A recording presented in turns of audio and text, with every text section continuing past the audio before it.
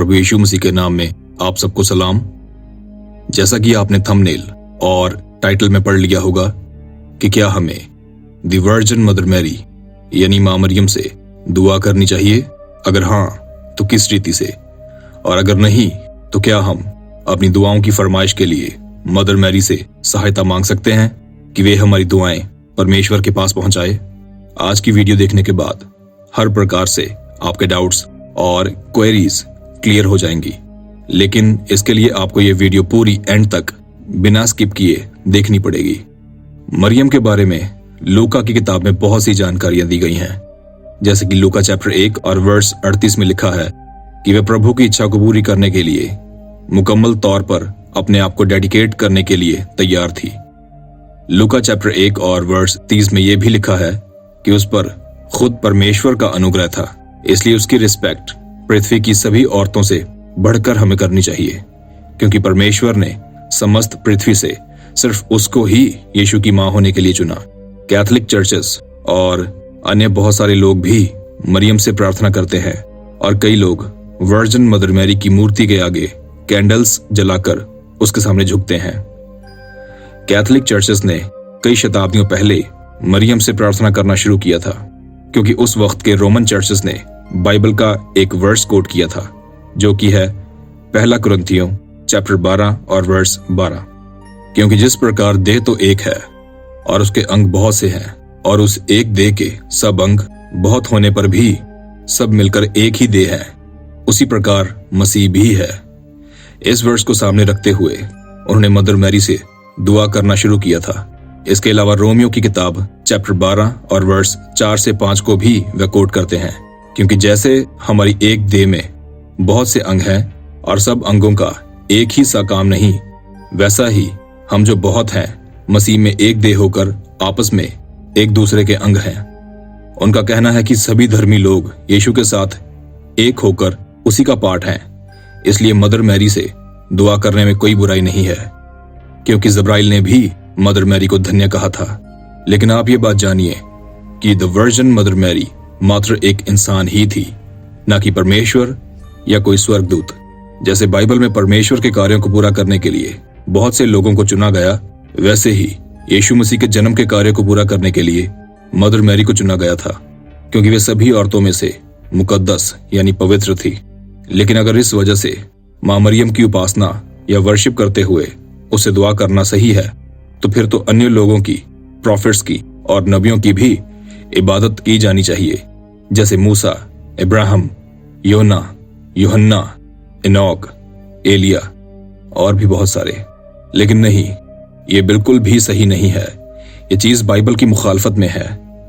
देखिए, हम किसी से प्रार्थना क्यों करते हैं? ऑफ कोर्स उद्धार पाने के लिए। तो अगर हम उद्धार पाने के लिए मरियम से प्रार्थना करते हैं, तो वह आपका उद्धार कैसे कर सकती है? क्योंकि वह तो खुद उद्धार पाने के लिए परमेश्वर पर निर्भर है। मैं पढ़ने जा रहा हूं लूका की किताब चैप्टर 1 और वर्स 46 से 47 तक। तब मरियम ने कहा, मेरा प्राण प्रभु की बड़ाई करता है, और मेरी आत्मा मेरे उद्धार करने वाले परमेश्वर से आनंदित हुई। देखिए, उद्धार सिर्फ और सिर्फ यीशु से ही मिल सकता है, जैसा कि प्रेरितों की किताब चैप्टर 4 और वर्स 12 में लिखा है, और किसी दूसरे के द्वारा उद्धार नहीं, क्योंकि स्वर्ग के नीचे मनुष्य में और कोई दूसरा नाम नहीं दिया गया जिसके द्वारा हम उद्धार पा सके। अब आते हैं दूसरी बात पर कि क्या हम वर्जिन मैरी को एज एन इंटरमीडिएट रखते हुए अपनी दुआओं की फरमाइश के लिए कह सकते हैं कि वह हमारी दुआ परमेश्वर के आगे पहुंचाए? तो इसका जवाब भी बाइबल में ही दिया गया है। अगर आप पहला तीमुथियो चैप्टर 2 और वर्स 5 पढ़ें, तो उसमें लिखा है कि परमेश्वर एक ही है, और मनुष्य और परमेश्वर के बीच बिचवाई भी एक ही है, अर्थात प्रभु यीशु मसीह। यूसी, हमारी दुआएं परमेश्वर के पास पहुंचाने के लिए मदर मैरी के पास ओमनी प्रेजेंट होने की सामर्थ होनी चाहिए, ताकि वह सभी लोगों की दुआएं सुन सके। ओमनी प्रेजेंट का मतलब है जो एक वक्त पर बहुत सारी जगहों पर मौजूद हो सके। पूरी बाइबल में हमें कहीं पर भी इस बात का कोई प्रमाण या सबूत नहीं मिलता कि मां मरियम के पास ओमनी प्रेजेंट यानी एक वक्त पर एक से ज्यादा जगहों पर मौजूद होने की शक्ति थी। लेकिन हाँ, यीशु मसीह के बारे में हमें यह सबूत जरूर मिलता है कि उसके पास एक से ज्यादा जगहों पर मौजूद होने की शक्ति है। यूहन्ना की किताब चैप्टर 1 में हमें एक स्टोरी पढ़ने को मिलती है, जब फिलिपस नतनेल को यीशु के बारे में बताता है और यीशु से मिलने के लिए उसे भेजता है। मैं आपके लिए पूरा चैप्टर तो नहीं, लेकिन वर्स 48 और वर्स 49 बेशक पढ़ने जा रहा हूं। नतनेल ने उसे कहा, तू मुझे कहां से जानता है? यीशु ने उसे उत्तर दिया, उससे पहले कि फिलिपस ने तुझे बुलाया, जब तू अंजीर के पेड़ के तले था, तब मैंने तुझे देखा था। नतनेल ने उसे उत्तर दिया कि हे रब्बी, तू परमेश्वर का पुत्र है, तू इजराइल का महाराजा है। यहां नतनेल बहुत ही ज्यादा हैरान परेशान हो जाता है, क्योंकि जिस वक्त यीशु उसे देखने की बात करता है, उस वक्त तो दूर दूर तक उसके आसपास कोई भी नहीं था। अब आते हैं तीसरी बात पर कि कुछ लोग मदर मैरी के स्टैचू के आगे कैंडल्स जलाकर उसके सामने झुकते हैं और उसको सजदा करते हैं। चलिए जानते हैं कि क्या बाइबल हमें ऐसा करने की इजाजत देती है। मैं पढ़ने जा रहा हूं निर्गमन की पुस्तक चैप्टर 20 और वर्स 4 से 5। तू अपने लिए कोई मूर्ति खोद कर ना बनाना, ना किसी की प्रतिमा बनाना, जो आकाश में, जो पृथ्वी पर व पृथ्वी के जल में है। तू उनको दंडवत ना करना और ना उनकी उपासना करना, क्योंकि मैं तेरा परमेश्वर यहोवा जलन रखने वाला ईश्वर हूं।